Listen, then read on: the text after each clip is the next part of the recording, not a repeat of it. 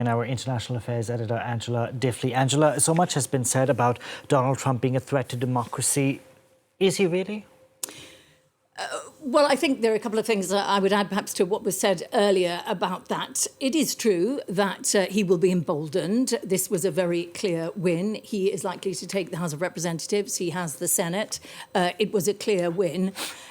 Also, since he was last in power, the Supreme Court has weakened some of those checks on what the president can be prosecuted for doing while in office.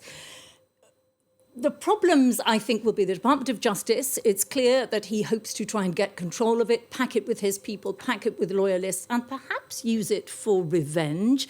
He didn't with Hillary Clinton, but he seems a lot more vengeful this time around. With Nancy Pelosi. Indeed, we've heard lots of threats. The press as well, the media. Just this morning, he talked about CNN being the enemy.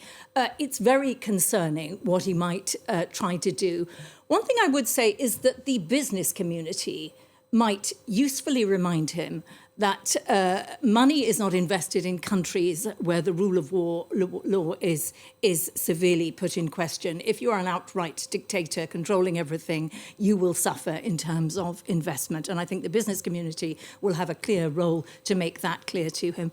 I would also say a lot of this talk about threat to democracy, you know, a good half of Americans think democracy is already severely damaged in the United States. Many of them Republicans. They feel that the media, academia, has been hijacked by the left and has too much influence. So they're looking at it from an entirely different perspective. That's one caveat I would put in place. But there is real concern about what Donald Trump might do. We will see. Thank you very much for that, Angela Diffley there. Now